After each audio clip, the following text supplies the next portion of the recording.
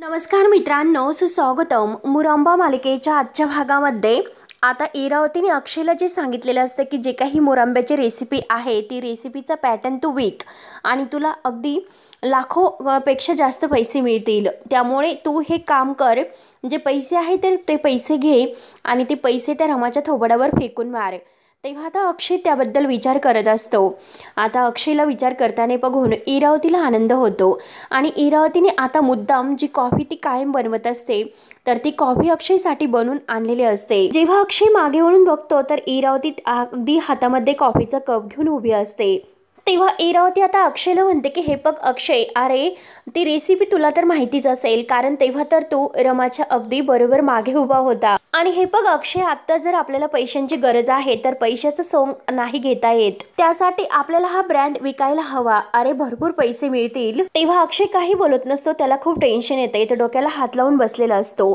तेव्हा मात्र आता इरावती म्हणते की हे बघ मी तुला काय समजावते, आणि हे बघ माझ्या ओळखीचे जे मिस्टर दादलाने म्हणून त्यांची कंपनी आहे शुगरकोट नावाची, मग ते सुद्धा असेच रेसिपी विकत घेतात, त्यांचा पॅटर्न विकत घेतात आणि त्यांचं नाव देऊन ते अगदी लोकांपर्यंत पोहोचवतात. परंतु हे बघ त्या बदल्यात आपल्याला भरपूर पैसे ते देतात. मग आपण एक काम करू, त्यांना सुद्धा आपण ही मुरंब्याची जी काही आता रेसिपी आहे तर ती देऊ आणि त्याबद्दल त्यांच्याशी बोलू. जर त्यांना हे सर्व आवडले तर आपण त्यांना विकूयात आणि हे बघ आपल्याला भरपूर पैसे मिळतील. त्यामुळे हे बघ अक्षय, तू इतका विचार करत बसू नकोस. म्हणून इरावती घाईने आपला लगेच अगदी धावतच फोन आणायला जाते. अक्षय आता तिच्याकडे पाहत असतो.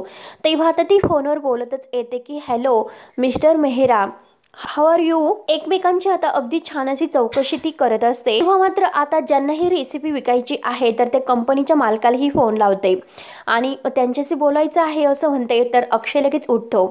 अक्षय आत्याच्या हातातील फोन घेतो आणि तो फोन कट करतो. इरावती आत्या म्हणते की अरे अक्षय, तू असं काय करतोस. तेव्हा अक्षय म्हणतो की हे बघ आत्या, नाही, हे बघ तू आता पुन्हा असा हट्ट करू नकोस. ही रेसिपी रमाची आहे, त्यामुळे आता ही रेसिपी रमाची असल्यामुळे तिच्या परवानगीशिवाय मी काहीही करू शकत नाही. तेव्हा इरावती त्याला पुन्हा समजावला जाते, परंतु अक्षय म्हणतो की हे बघ आत्या, आता ह्या विषयावर अगदी मला पुन्हा चर्चा नकोय. आणि आता इरावतीचा मोबाईल तो आता तिच्या हातात देतो आणि स्पष्ट नकार देतो. एक गोष्ट लक्षात घ्या आत्या, अगं रमाने हा मुरंबा आहे तर तो आईच्या काळजीपोटी, तिच्या प्रेमापोटी तिने बनवून पाठविला, त्याचा आपण असा गैरफायदा नाही घेऊ शकत. तेव्हा इरावती आणखीन अक्षयचे कान भरण्याचा प्रयत्न करते की हे बघ अक्षय, अरे गैरफायदा तर ती घेते आपल्या परिस्थितीचा, तुझ्या साधेपणाचा. अरे अक्षय, हे सर्व तुझ्या लक्षात नाही येत का, आणि तू हे सर्व कसे विसरतो. अरे पैशासाठी ती बाई आपल्याला किती त्रास देते, अगदी आत्मसन्मान याच्या भाषा ती करते. तर अक्षय म्हणतो की हे बघ आत्या, तरी सुद्धा राहून दे, तिचं आयुष्य आणि तिच्याकडे असणारा तिचा पैसा हे तिच्याकडे राहून दे आणि माझं आयुष्य मला जगून दे. आणि हे असंच आयुष्य जर मला जगायचं असेल तर ते जगेल सुद्धा मी, परंतु पैशासाठी मात्र मी तिच्यासारखं नाही वागू शकत आणि तिच्या दारात अगदी जाऊन मी असलं काही करू शकत नाही. हे बघ, हे रेसिपी पॅटर्न आहे तर तो मी नाही विकू शकत. आणि तेवढ्यात अक्षयच्या मोबाईलवर डॉक्टरांचा कॉल येतो. तर तो आत्याला म्हणतो की आत्या, अगं डॉक्टरांचा कॉल आहे. तर त्यानंतर डॉक्टरांनी लगेच अक्षयला बोलावलेलं असतं, कारण आता अक्षय म्हणतो की डॉक्टर, तुम्ही मागाशीच म्हणाले की रिपोर्ट सर्व ओके आहे, तर पण आता काय झाले. तेव्हा अक्षय परत म्हणतो की बरं ठीक आहे, मी येतो हॉस्पिटलला. तेव्हा आता अक्षय फोन ठेवतो. तर इरावती विचारते की काय झाले अक्षय. तर अक्षय सांगतो की त्या म्हणाल्या की जरा हॉस्पिटलला येऊन भेटा म्हणून, आणि माहिती नाही नक्की काय झाले. आता अक्षय लगेच निघून जातो. इरावती जाताना म्हणते की फोन कर. तेव्हा आता इरावती अक्षय गेल्यानंतर फोन कर मला असे म्हणून आता खूप हसते आणि जे रमाच्या मुरंब्याची जी बरणी आहे तर ती हातामध्ये घेऊन झाकण उघडते. तिचा वास घेत आता हसून म्हणते की रमाचा मुरंबा, आणि स्वतःच आता खूप खुश होते. त्यानंतर आता इकडे अण्णा हे आपल्या ऑफिसमध्ये असतात. तेव्हा रमा तेथे मुरंब्याची बरणी घेऊन येते. अण्णांना म्हणते की अण्णा, तुम्ही मुरंबा नाही ना खाऊन बघितला, एकदा फक्त खाऊन बघा. आणि हे बघा अक्षय आणि मी ह्या दोघांनी आम्ही ही रेसिपी बनवलेली आहे, आमच्या दोघांची रेसिपी आहे.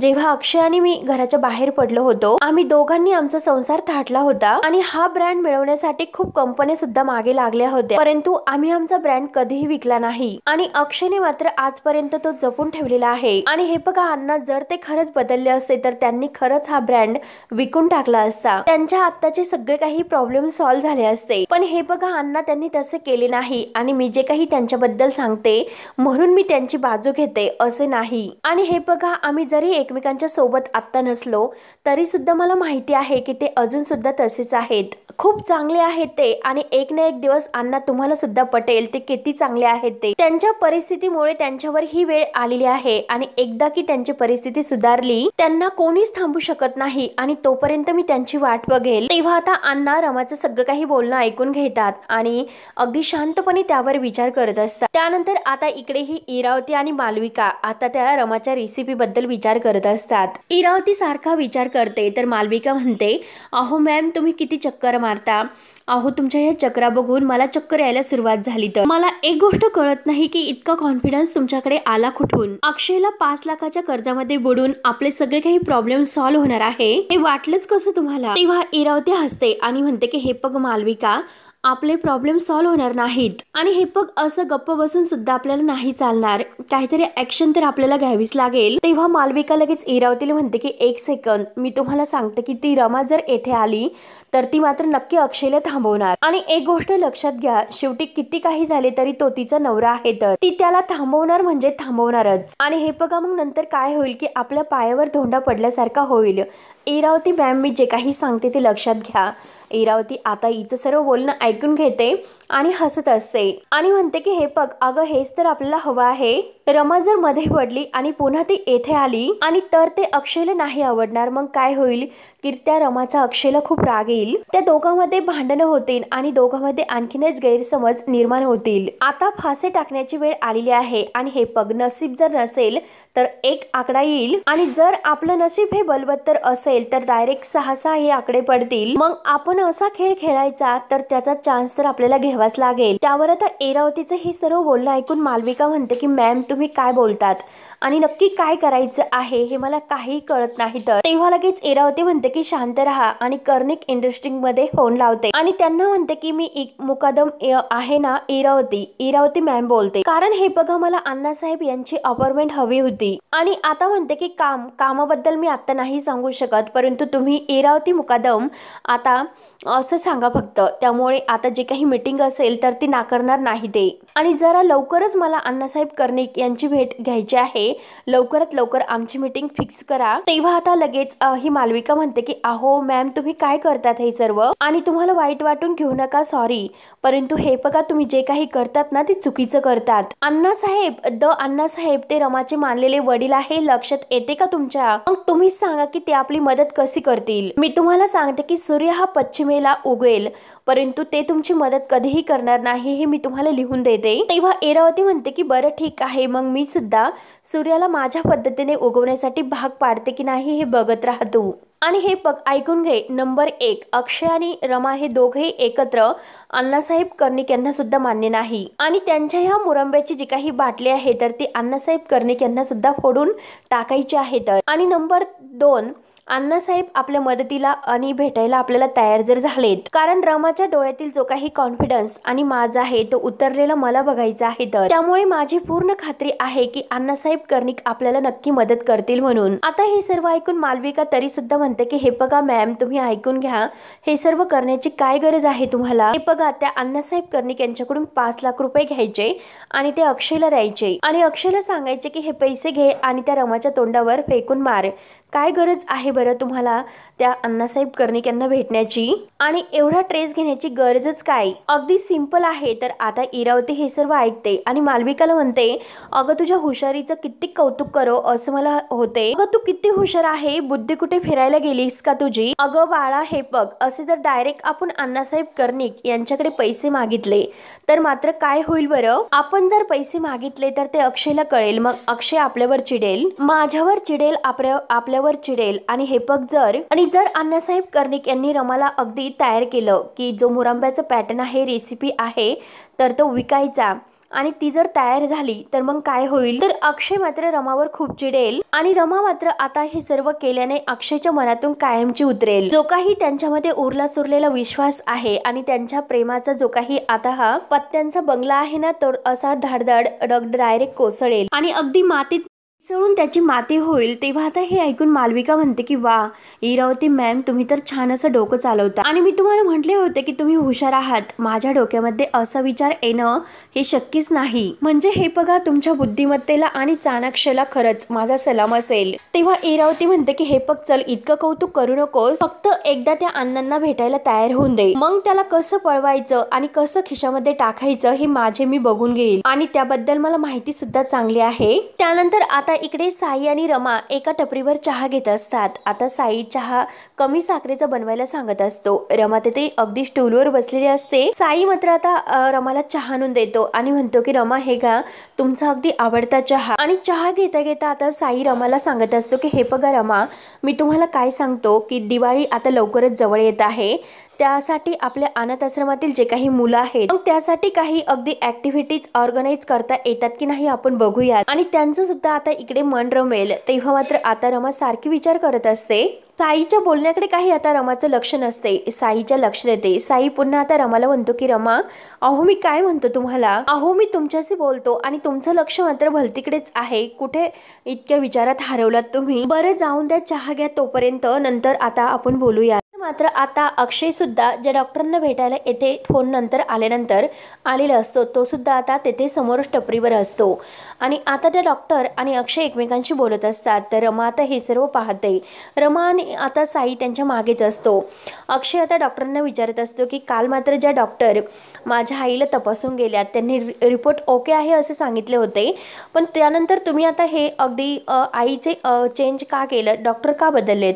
तेव्हा आता त्या डॉक्टर सांगतात की हे बघा, कालपर्यंत त्या डॉक्टर होत्या, परंतु अचानक काही कामानिमित्त त्यांना बाहेरगावी जावे लागले, त्यामुळे त्यांनी आता सीमा मॅडमची जी काही ट्रीटमेंट आहे तर ती माझ्याकडे दिलेली आहे। तर त्यामुळे हे बघा मिस्टर अक्षय, तुम्ही काही काळजी करू नका, मी पूर्ण प्रयत्न करेल। तेव्हा आता अक्षय म्हणतो की हे बघा, मला जे काही खरं आहे त्याबद्दल सांगा।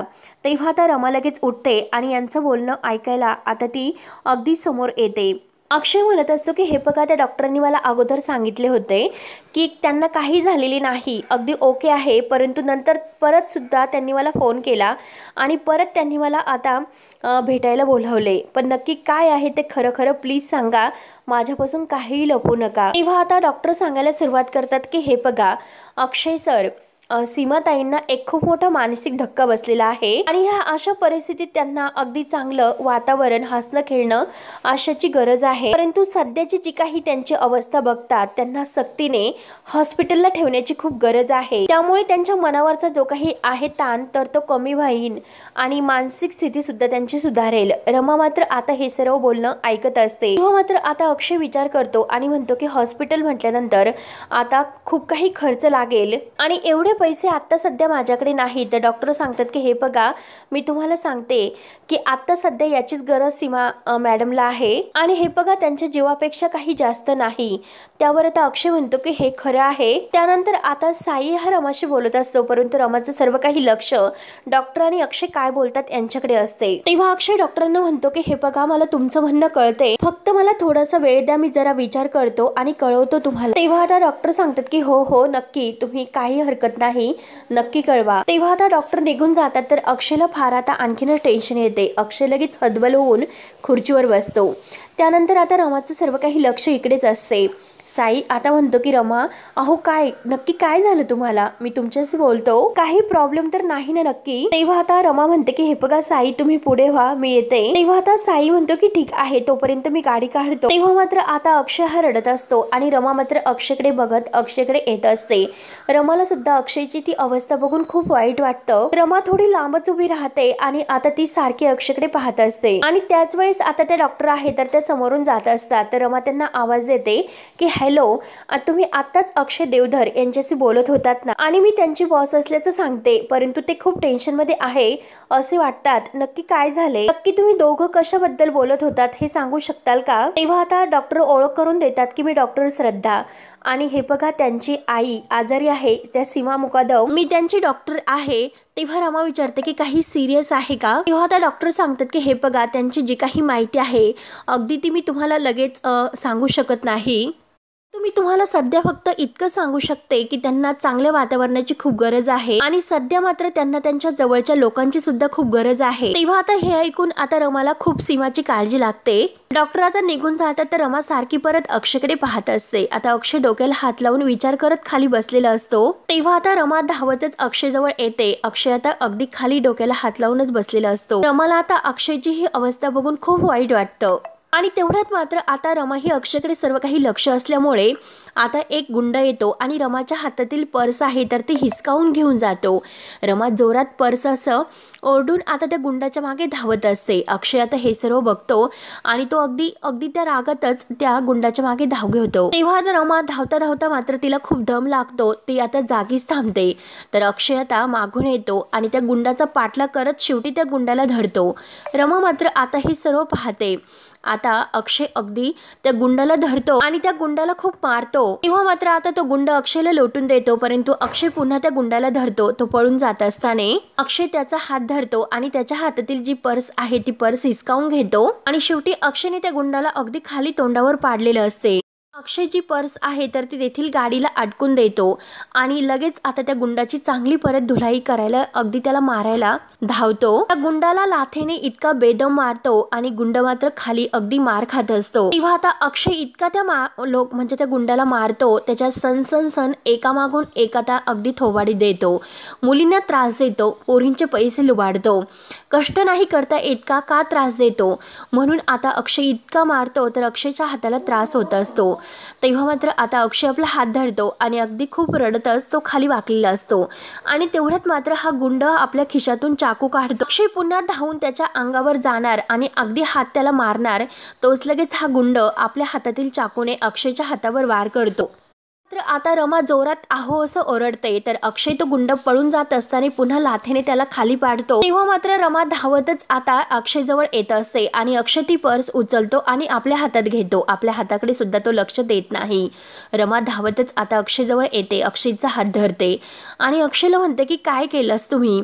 ती पर्स जाऊन द्यायची होती, ती तुमच्या जीवापेक्षा अगदी महत्वाची होती का? या इकडे बसा म्हणून ती अक्षयचा हात धरून आता अक्षयला एका ठिकाणी बसवायला नेत असते परंतु अक्षय तिच्या हातातील हात हिसकावून घेतो। अक्षय ऐकायला तयारच नसतो। रमा आता पर्स हातात घेते आणि अक्षयला म्हणते की हे बघा माझं ऐका आणि परत ती अक्षयच्या हाताला धरून ओढतच त्या झाडाखाली ओट्यावर बसायला नेते। अक्षयचा चष्मा जेथे पडलेला असतो रमाने येताने तो उचलून आणलेला असतो आणि तो चष्मा ती अक्षयला देते आणि अक्षयचा हात आपल्या मांडीवर घेते आणि त्या रुमालने आता ती आपल्या बॅगमधून रुमाल काढून अगदी रक्त अलगद पुसून घेते आणि त्याला हाताला रुमाल बांधते। आता रुमाल बांधत असताना अक्षय सारखा रमाकडे बघत असतो आणि रमा अक्षयकडे। अक्षय मात्र रागाने आता रमाकडे पाहत असतो आणि शेवटी अक्षयने आता रमाची बॅग आहे तर ती गुंडाच्या तावडीतून सोडवलेली असते परंतु अक्षयच्या हाताला लागल्यामुळे रमाला खूप असे वाईट वाटते आणि अगदी तिचा जीव कासावीस होतो आणि ती अक्षयच्या हाताला आपल्या हाताने प्रेमाने रुमाल बांधत असते आणि अक्षयकडे पाहत असते आणि अक्षय तिच्याकडे पाहत असतो।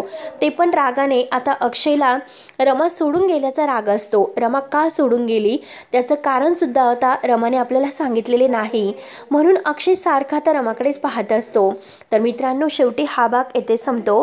पुढील भागामध्ये रमा मात्र अगदी प्रेमाने आता त्या हातावर रुमाल वगैरे बांधते आणि अगदी त्या हाताकडेच पाहत असते।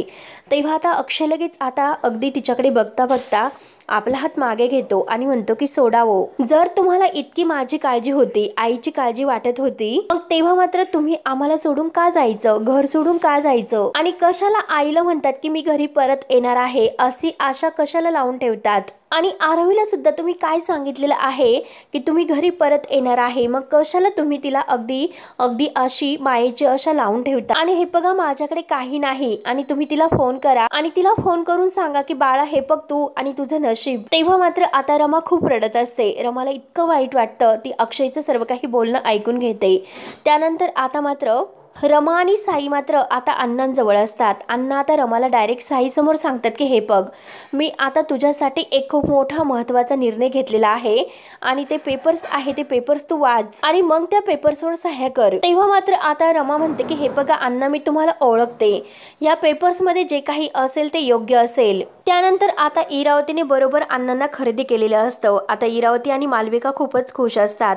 तेव्हा मात्र आता इरावती खुशून मालविकाला म्हणते आज रात्री 9 नंतर आता अक्षयला फोन येणार आणि त्यानंतर मात्र त्याचा जो काही तो प्रेमाचा मुरंब्याचा ब्रँड आहे त्याचा हा ब्रँड आहे तर तो रमाने विकत घेतलेला आहे आणि त्यानंतर मात्र हे ऐकून मोठा असा बॉम्ब फुटणार आहे. तर तेव्हा मात्र आता अण्णा आणि इरावतीने हे जे काही केलेले आहे तर त्याबद्दल मात्र अण्णांनी रमाकडून सह्या घेतलेल्या असतात आणि शेवटी आता हे सर्व रमाने केलेले आहे असे इरावती आणि अण्णा यांचा मिळून हा प्लॅन होणार असतो.